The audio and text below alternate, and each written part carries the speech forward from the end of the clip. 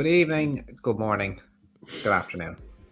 You're welcome to Take a Pull podcast, episode 68, where Declan Carroll and Andy Cummins go through the Downpatrick card on what's a Friday, isn't it? The Rebecca Menzies Special, as Rebecca christened it, as she is celebrating her, I don't know, fine form of the yard with her 40 winners. And they must have spun a wheel and landed on Downpatrick. Decca, that must be the only reason.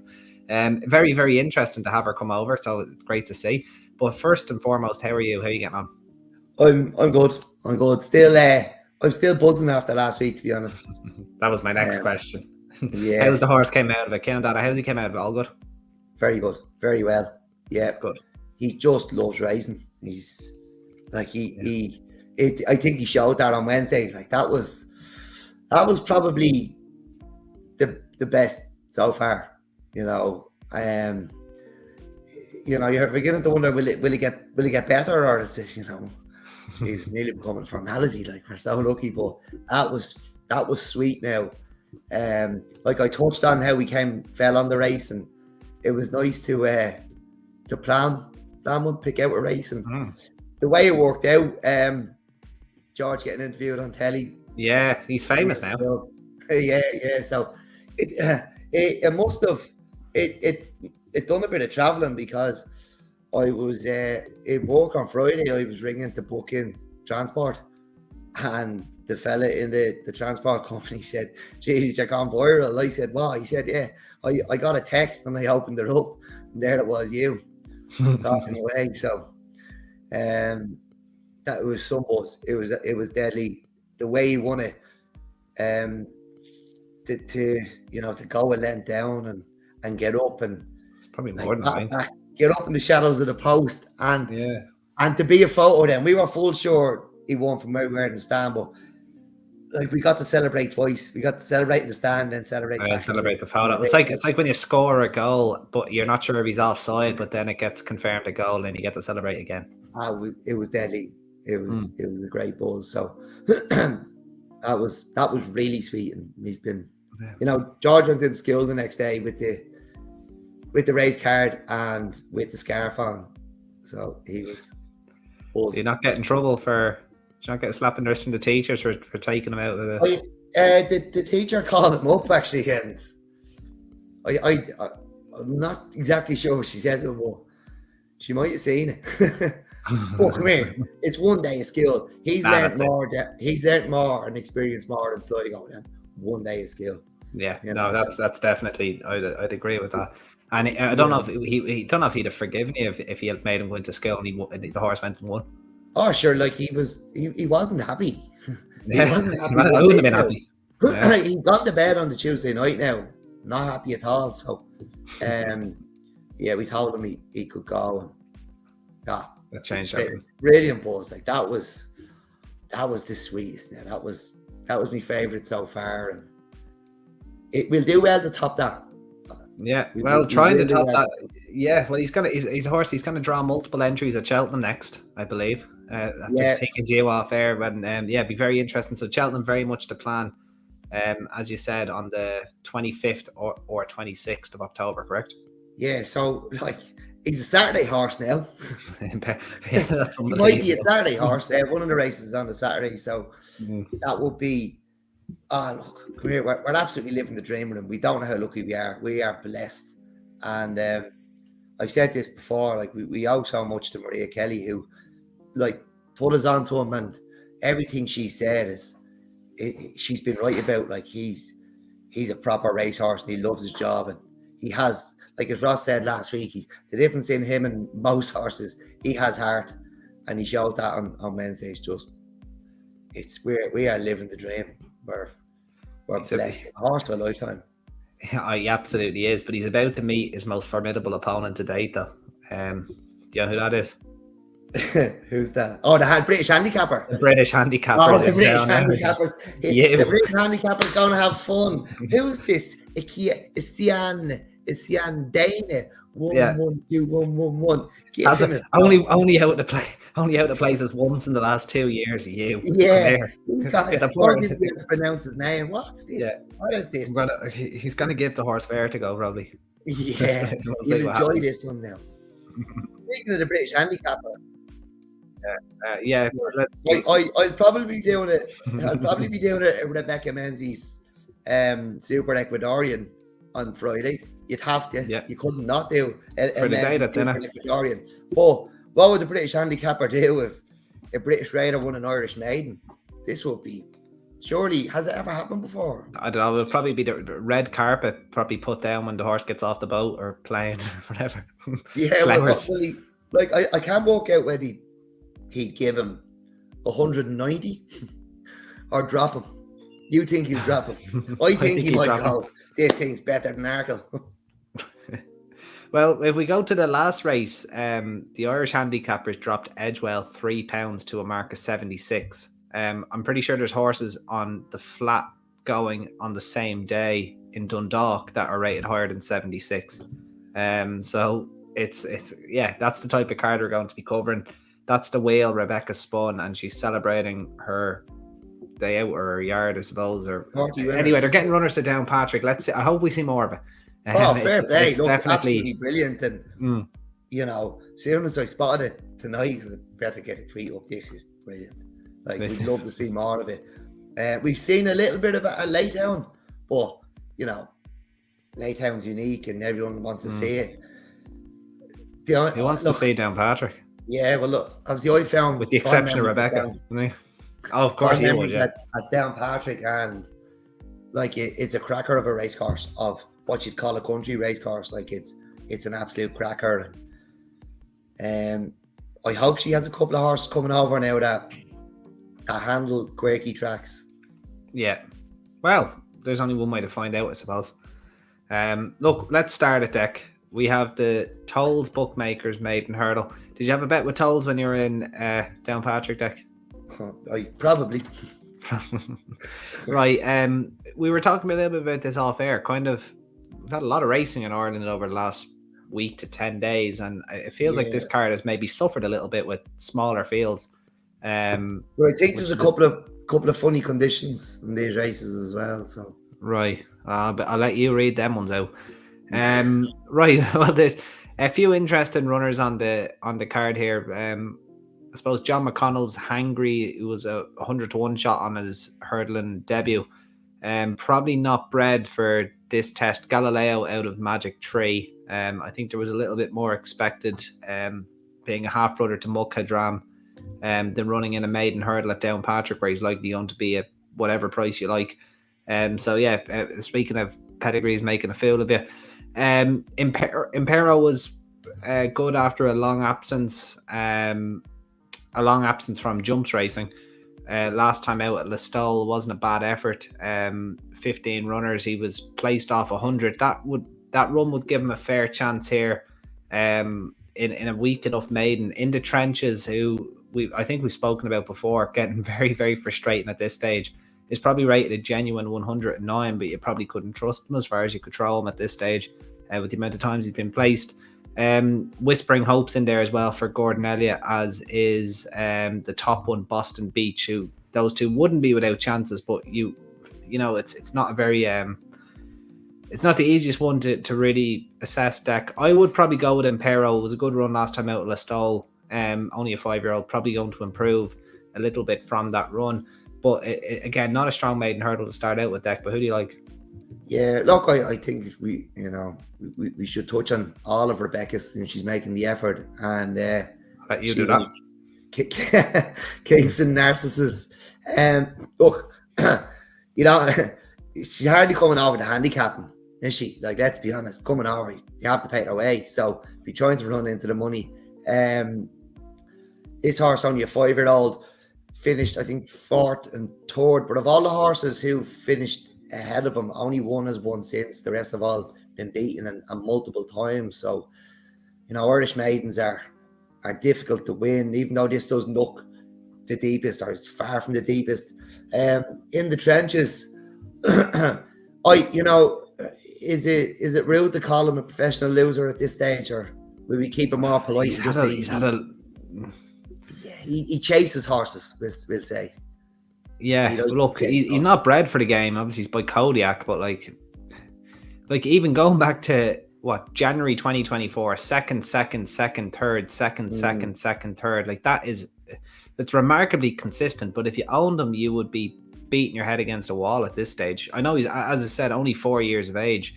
For a horse that's never won, but has finished second 8 times under both codes, like he does. He has to chase horses. Like there's no other way about it. Is there really? Absolutely loves it. He loves chasing. Loves horses. It. Like 16. Like he's finished second in 50% of his career efforts, or just under 50. He's ran it 17 times actually. So just under 50% of his career efforts, and over that in terms of being placed, he's probably up at around nearly 65-70% getting placed, and he's never won. Like it's.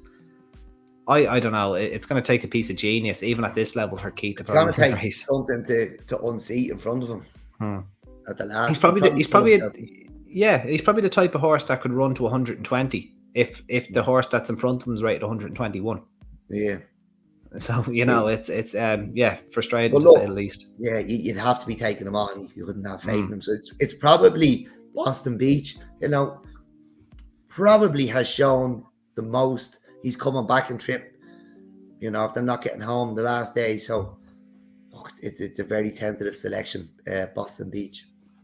Right. Well, I'm going to stick with King Collins' horse. I think he's a fair chance. It was a good run at Listowel, rated 103. So it's a little bit to find within the trenches. But knowing in the trenches, he'll probably run to 102 if Impero runs to 103. So I'm comfortable enough with that. I think he's a fair enough chance. Good run at Listowel the last day. On to the 250. This is probably for me the most interesting race on the card. The Downpatrick Northern Ireland On-Course Bookmakers Association. That must be a very, very scarce association at this stage. I wouldn't say there's many of them. Novice handicap hurdle, but then again, a lot of the bookmakers that I'd say, I was thinking about it. There's probably hold their own in the ring. They're probably all driving down at this stage, but anyway, there'll probably be a few comments about that one after. Look, an interesting enough race. Sextech going to field or going to post. Hey Sunshine carrying 12 stone 3. Paul Townend and Willie Mullins. Disco Dancer there for Gordon Elliott too. The one I was really interested in though was Tell Nobody Nothing for Noel Meade and Sam Ewing, out of the really good race mare Bonnie Kate, who did nothing but improve as an older mare. I think she won a grade 2 novice chase at Limerick. It was either the week before or the week after the Cheltenham Festival. She went off favourite in the Irish National. She did, She was a fantastic race mare, and she did. I think she won at 4 as well, just like this lad is 4. But to have a pedigree like that, and even be by Diane, like I don't think Diane usually tends to sire many winners at 4 years of age. So look, this horse is probably outdoing his pedigree a little bit, despite only being rated 105. I'd say there's buckets and buckets of room for improvement. I'd say this is a horse that could fly up the handicap. Good to yield in ground, but knowing Diane and knowing Bonnie Kate, I would say winter ground won't be a problem to him. The more experience he gets, the better. I'm going to take a chance on him because I think he's going to be a big price here. I think he'll be one of like Hey Sunshine's probably going to set the market. Disco Dancer is fair form. Even Tell Me This for Ross O'Sullivan, obviously having a fantastic year. If she left her last run behind, wouldn't be without a chance. But Tell Nobody Nothing, winner last time out, and as I said, probably a lot more to come. So I'm going to take a chance on him. But who do you like, Dick? Yeah, Tell Me This, that run was over 2 mile 6 last day, and she had won over a lot shorter over this trip, or a little further than this, I think. If if she didn't stay, you could definitely give it another go, but it's telling nobody nothing for me. Like, having ran twice, won the maiden here, was third on debut behind Pinot Gris for the fire. I'm just wondering, Andy, the mark of 105. Is it, the horse going to handle that? Yeah, like it should be. Like he's probably a tad wrong, is he, at the weights? Very, very slightly. I think, like in comparison. It's hard to say. Like, I think 11 stone 2, like it's pretty much it's in and around that 105. It depends who you want to set it off, I suppose. Like, but I just looking to his form I was running was the 105 was, a bit harsh, is it? Little bit harsh. Like, I know he's won, but when you go back to his debut, and look, it was his debut, so he's entitled to come on for it. Just horses who finished in and around him who are not rated as high, but the least exposed to the race. it's not often we look at an Irish handicap hurdle with only 6 runners. So I was struggling. I didn't know which way to approach it. Normally we're, the bigger the field, the stronger the cert for us. So not much of that tonight, probably. No, there's not much of that tonight. No, sure, they want to make Rebecca feel at home, don't they? So all we're missing is a 3-runner novice handicap chase. Rebecca didn't even bother put one in this. No, didn't bother. Tell nobody nothing for me. 4-year-old. Look, it might be a touch harsh, the mark, but there's only 5 to beat. So that was what kind of swung it for me in the end. Yeah, there's nothing lurking in here, there's nothing we're normally picking out in this race. No, and it'd be one that'd be hard to bury one in this race as well. I'll sure, Mercury Mission, could be one for the down the line, but this is his first run for Philip Rothwell, so it's probably a fact-finding mission. Decent, there was a few little bits of form, like getting, handicap form behind Youth Red, who was formerly higher class, but it was probably on his way down when he won that race at Killarney. But it'd be interesting to see a Mercury Mission maybe runs on debut with for Philip Rothwell, with maybe a view to something at Christmas time possibly. It's definitely Tell Me Nothing. I don't think 105 is that harsh deck. Like, you're not going to get much less for winning a maiden hurdle in Ireland, really. I know you can there has been a few exceptions, but as again, this one was late September, 20th of September, so you're going to do well to get anything less than 105 for winning the maiden hurdle, I would have thought. Yeah, look, I'm probably overthinking it and looking too much into it, because I'm going back to his debut, and he's entitled to come on for that. Oh, by a mile, 100%. Yeah.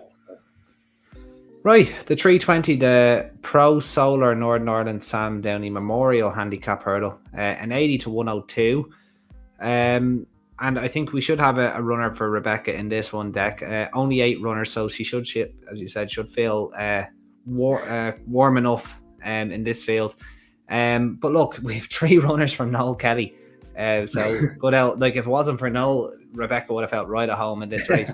But anyway, look, we do have the 3 runners. It's not an easy one to choose from. The obvious one is going to be the top one, Port Naku, who gets to stay in the 102 bracket despite winning twice. Not an easy thing to do, but when you're starting off a lowly mark, I suppose you can do it. 3 weeks since he last won, and it was at Downpatrick. Last 2 wins actually at Downpatrick. Quite facile, the first time, and stayed on nicely the second time over a shorter trip. Back in trip again is possibly the slight negative, but he's a horse in such good form. Looking for a hat trick at the track over 3 different trips. Stays in this grade deck. Do you think he's the one to beat? Look, you have to be fearful of horses who handle Downpatrick. If a horse can most horses won't handle the likes of Downpatrick. If they can handle it, they're going to run well here. And obviously this horse, having won over 2 mile 6 and 2 mile 1 here, absolutely loves it. So he's probably be the one to be with, but I am going to take him on. Rebecca's horse, 3 Platoon, had 5 hurdle runs so far. It's beaten 17 lengths off 97. And I've looked for Irish horses that may have travelled over and ran against her horses. Philip Rothwell ran Mr. Globalist against 3 Platoon. Now, he was pulled up that day, Mr. Globalist. He was rated 104 in Ireland. But he left Philip shortly after that. I think he's going to be trained in Britain now. So, look, you think you find a line of form to bring back to Ireland, and then the horse is pulled up and shipped off 2 runs later. So I don't really know. Look, it's this horse's first run since first hurdle run since December 22. Been running on the flat since. But I'm gonna go for Nakasana. Has never been off in Ireland. Was off in Perth. Went there and tried to win out the back in Roscommon. That was the horse's first handicap run in Ireland. Had that handicap run in Perth, was off, came back, maybe a little bit more experience in Ireland, that Roscommon race. This thing's probably going to be the rag of the field, but I'm expecting an improved performance when suddenly asked to go and do his job. The application of cash. I'm not even completely sure he's going to be the Ragged and Noel Kelly runners. I think Bringsty could take that honour, but we'll see.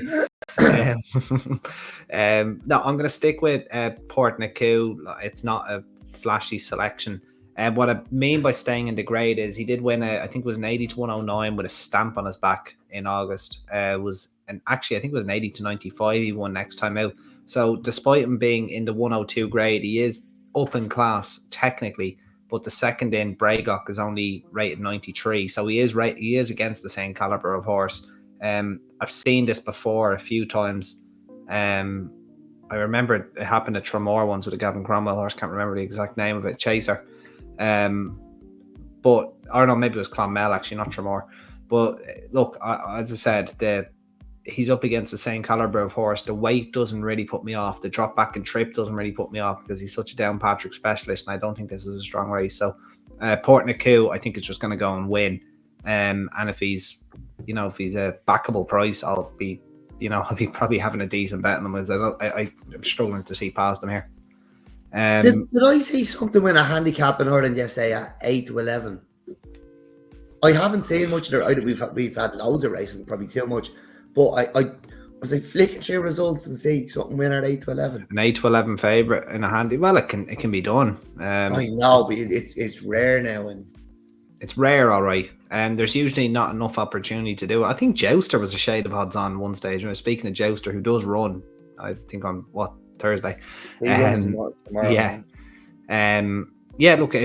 Look, odds on favourites and handicaps, it's not something that I would recommend anybody going down that system. Unusual but in Ireland now to have. It's rare enough, yeah. It is rare enough. It can be seen. I'll be sure Clonmel results, was it?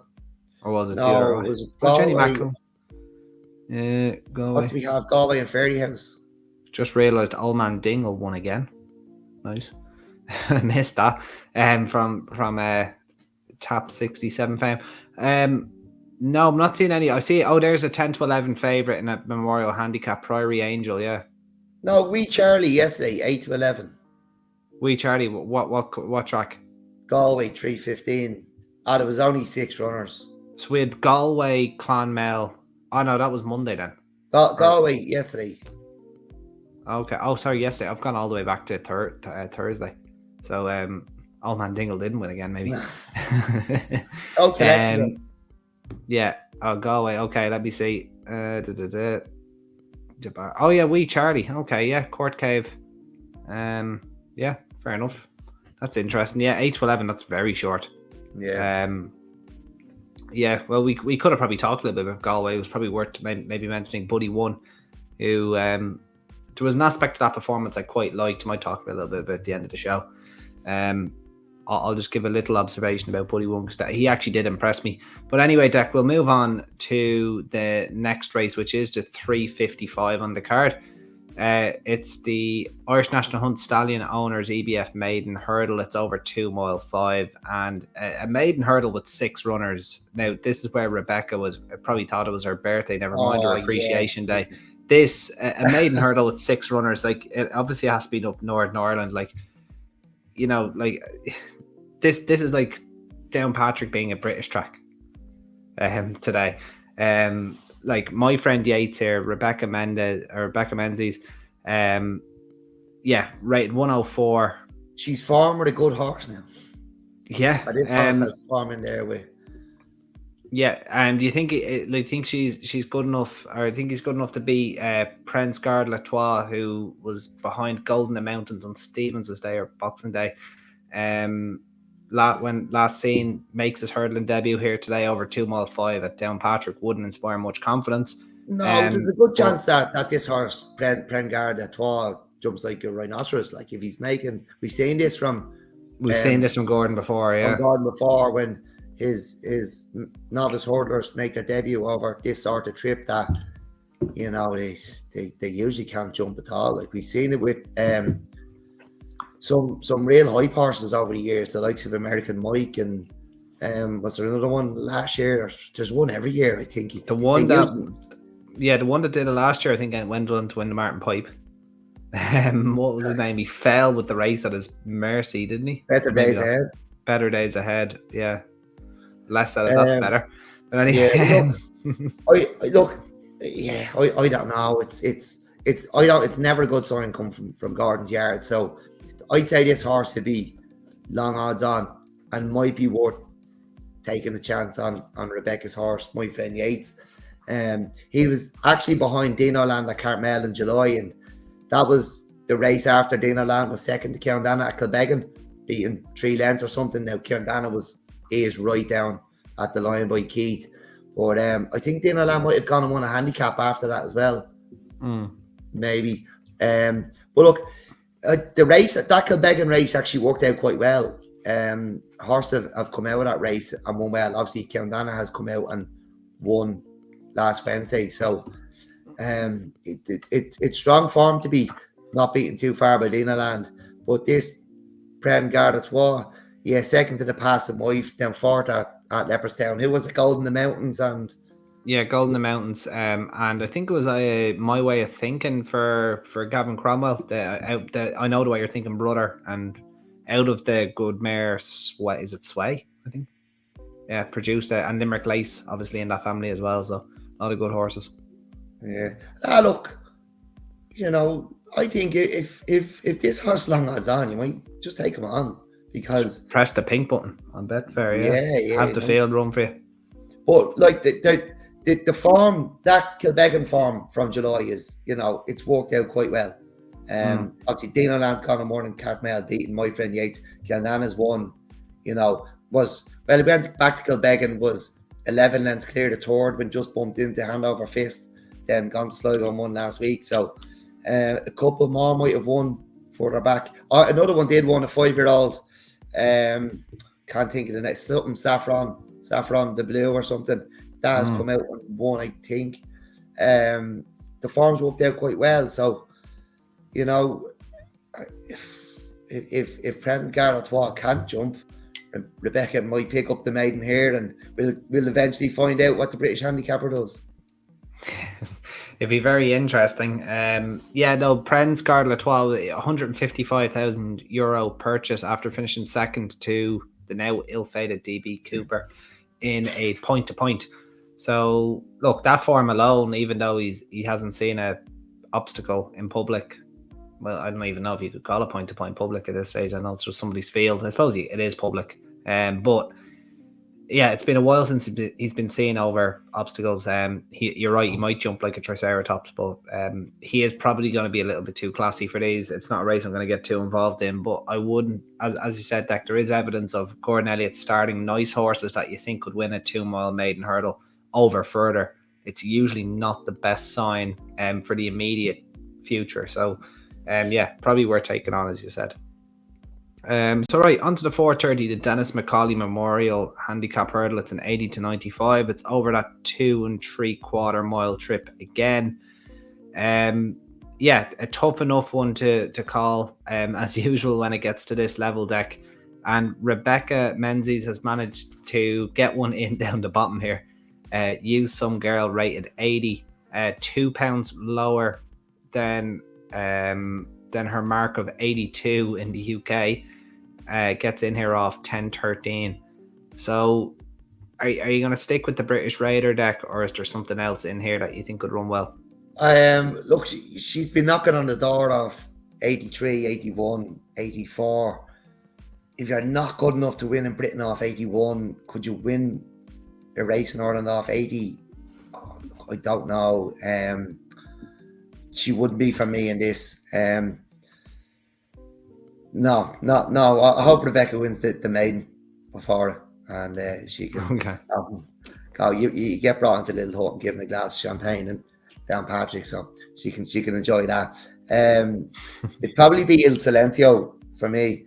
I put him up during the week. He was a non-runner at Fairy House. I think I might have fancied 3 in that race, and they were all non-runners. I think I put up in the best of 5 non-runners overall. But he's running 2 handicaps. He did misbehave the last day now, and he was unruly at the start. That was over 2 mile 3, but he did stay on quite well. It's hard to know whether he was off, but I will take the chance here in what's probably a very winnable race. Jet Away to Getaway has never been off, but trailed in last in his first handicap the last day and probably hasn't shown enough to give him a chance here. So yeah, I'll stick with Il Silencio. Il Silencio then for Deck. I'm going to take a chance on the top weight. That's a Shehallion, is it? Shehallion? For Dermot McLaughlin, gets this, he just slips into this grade for the first time, despite running in a maiden last time out, behind D's Getaway, and he's ultimate form that I kind of crabbed the last day. But like it's given a horse like this an opportunity to slip into the 0 to 95 bracket. I just think that maybe the step up to 2 mile 6, step back up to kind of 2 mile 6 in handicap company, because he was running handicaps over 2.5 miles the last twice at Bellewstown and Wexford. I just think that maybe there's an opportunity for him here now to kind of go up against the lower grade of horse with the weight on his back. I think there's just a slight opportunity for him. Seems to need this trip. Ran okay over the trip in May in his first handicap at this track. He made a slight mistake, I think, down the back, and it's not a nice place to make a mistake down the back at Downpatrick because it's just so undulating and tough. But there was a good run at Bellewstown behind Lucky Storm before that, or just after that, sorry, at the start of July. And now that he's slipped into this grade in what looks a deplorable race, to be brutally honest with you, like you couldn't. I don't think there's just looking at the immediate form. I don't think any of these horses have won in the last. Oh, I think the most recent winner is June, is it? It's probably Cullen Wayne for Philip Rothwell. He might be the only winner in the field, actually, just trying to look at it. Yeah, but I'm going to take a chance on Shehallion for Dermot McLaughlin. Very, very capable handler. And yeah, steps into 0 to 95 for the first time. When you touched on how undulating Downpatrick is, like I wonder how Rock Chapman is going to find it, because I doubt there's many tracks in Britain that are anywhere near Downpatrick. Like it's Cheltenham would be the closest, but it's Chepstow a little bit maybe. Oh no, you're turning constantly. You're turning constantly at Downpatrick. Like it's like Cheltenham on steroids. Like it's Chepstow. You have two big long straights. The back straight. Yeah, no, you are probably right. They're up and down, but you are turning constantly, and like it's gas when you're at the line. You can't see down the dip. Like they go out of view with 100 yards to the line, and all of a sudden they appear again. Yeah, they are. It's really like a roller coaster. Yeah, no, there's probably you are probably right. There's very few tracks that really can't compare. Cheltenham is probably the closest. Like you're turning the old course of Cheltenham. You're turning a lot. You're turning and you're up and down. But Cheltenham's probably 1 mile 6, 1 mile 7 round. Like yeah, Downpatrick's probably a mile round. It's constantly there's some education around there. It's like being stuck on a roundabout. Denver's of Downpatrick Beginner's Chase is next deck to 505. Again, not the strongest Beginner's Chase you're ever going to see. Poet's Cottage in there for Noel Meade, only a young horse, 5 years of age, as is Hardy Diamond and Mr. Wilson. Mr. Wilson does have a mark of 116. Look, you could probably argue that's good enough just to go and win this race, unless you think Rebecca's horse Boomslang, who's rated 108 over hurdles in the UK, unless you think that's good enough to go and win this. I think it's his Chase debut though, I think so. Yeah, probably not the one to be going. I don't know if I'd be back in a Chase debutant around here possibly at this level, but who do you like anyway, Dak? Yeah, but Boomslang is he was second off 107 over hurdles. That was only last week, as you said. But Hardy Diamond was also rated 107 in Ireland, so I put him ahead of Boomslang, and he's a maiden winner, only a 5-year-old, and I was swaying towards him over Mr. Wilson, and it's like, and it's hard enough to guess who's going to be off in this race. Never mind find a winner. So yeah, I'll go with Hardy Diamond. Yeah, also Mr. Wilson, I suppose, unlike the others, this is going to be his 10th Chase start, so it's not as if he's guaranteed to run to that mark of 116. Poets Cottage as well was the one that I was drawn to, but then on second inspection, being by Zoffany and being his chase debut. If I went tipping him and said I couldn't back Rebecca's because it's his chase debut, I'd be kind of lying to myself. So probably a no bet race for me. Gino Drummer Bay as well, another interesting enough runner, I suppose. But look, I don't think like we haven't seen him in about a good few months where he unseated on his chase debut at the very first obstacle. So it's probably, and he is an 8-year-old, so a bit late enough in the day to be on chasing. But did possess a fair amount of it. Did possess a fair amount of consistency over hurdles in his last couple of runs, but probably is going to be a little bit short here. Andy's Flame as well. Alex Harvey taking off a decent £5, 107 rated hurdler. An okay run, but was well beaten favourite last time out at this track over hurdles. So it'd be interesting to see how he jumps around. I suppose by default deck I'd be like you saying maybe Hardy Diamond. But it's not a race I could get overly excited about. Do you even have a word, Deck, about Red Ball of Fire? Because you said he was a possible danger to Ceanndana last week when he was 5th of 11. Didn't really run the best, although he was hampered early on by the faller. Not sure if maybe he lost his confidence a little bit as a result, but he was probably beaten too far out, was he? I thought she could trouble him last week, but that was a handicap. This is beginners. Like, I was basing that on her hurdle form. But back at the beginners company, no, 7-year-old, I'll stick with Hardy Diamond. Hardy Diamond, all right. I'll follow you in tentatively, because it's not a... Not sure that's not been a top material. Tentatively. No, I don't believe so. Right, the final race, and it's the race we've all been waiting for. Rebecca Menzies Racing, 40 winners and counting for John Wade handicap hurdle. It's a John Wade. It'd nearly be John Wayne, because these are almost cowboy-like horses at this stage, because the bottom weight rate at 67. I assumed... I know we call them not to 95s, but I assumed they were 80 to 95. I don't think I've ever seen... it's so rare you see a horse in Ireland allowed to run off 67. Well, they can't get in, obstacles. They can't get in. Like, they're... Well, you can get in and be about a mile out of the weights, but this horse is legitimately running off 67. Like, it's 10 stone 2. He's in the race off 67.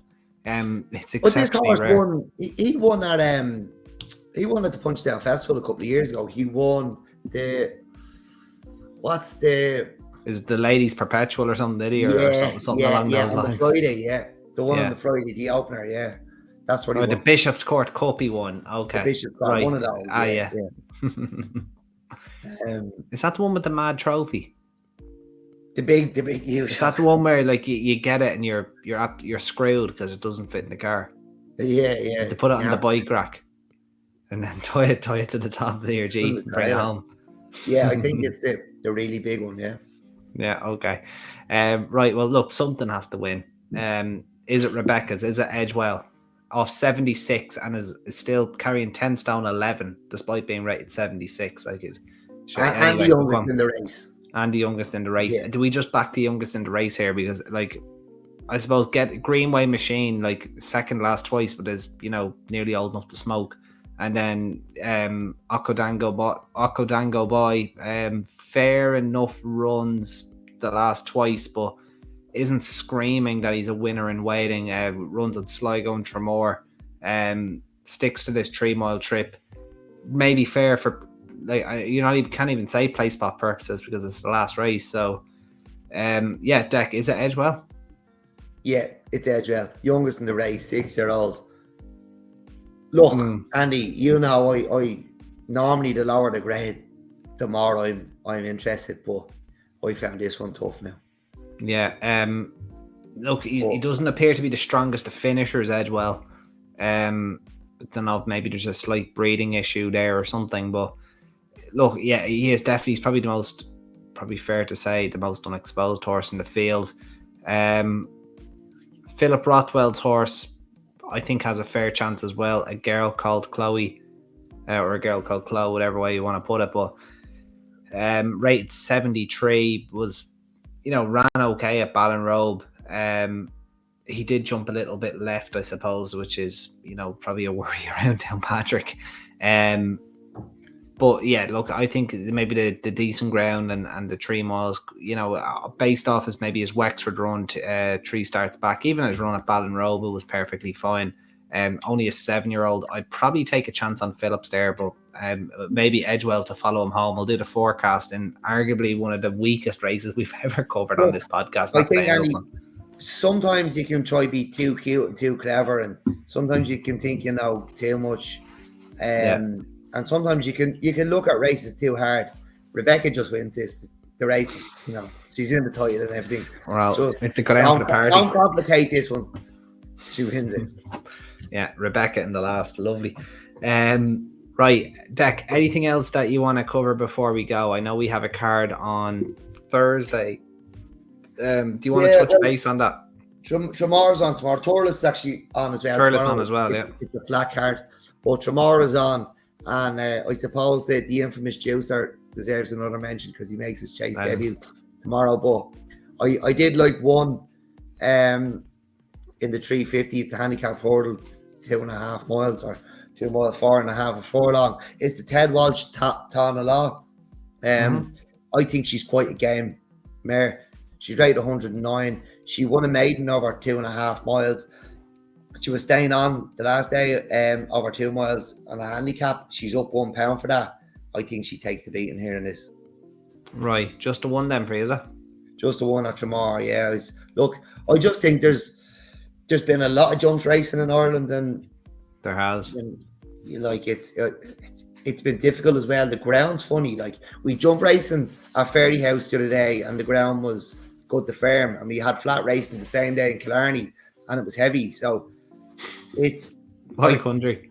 Yeah, it's tricky at this time of year because you can have a lot of racing, and you have your summer horses at the end of the season, the winter horses coming in, and the ground can be it can be heavy in Killarney and it can be good to farm in Fairyhouse. So it's tricky at this time, but I think it's been really, really tough the last few days. So I didn't want to force it. I'll take one from tomorrow. Tana Law for Ted Walsh and Dec at where was it? Was it last Tremor. Awesome. Right. Do we have a nap at the tap? I suppose we Edgewell, I think. Putting words in my mouth. I was going to say maybe Noel Meads. It's probably Noel Meads. Tell nobody nothing. Yeah, tell nobody nothing. The nap of the tap, and that is in the second race, the 250. The 250. Tell nobody nothing. In the 250 at Downpatrick. So very much looking forward to that. Well, that brings down to the Tap 68 and the Rebecca Menzies Special. A lot of fun covering that. There's nobody else that does it like us in terms of covering random Irish nobody. You're not getting a Rebecca Menzies Special anywhere else in the world. So from us at Tap, Rebecca, I know you'll be listening on the way over, but good luck. Yeah, sláinte. Very much looking forward to seeing how the team get on. And just before we do wrap up, Dec, will we give your little walk a little shout out? The annual walk where I get into the dinosaur costume, and which I'm very much looking forward to. I need to go root it out actually now to see where it's. I think I'll wear it this year. I went for the clown costume last year. The dinosaur costume comes back out this year.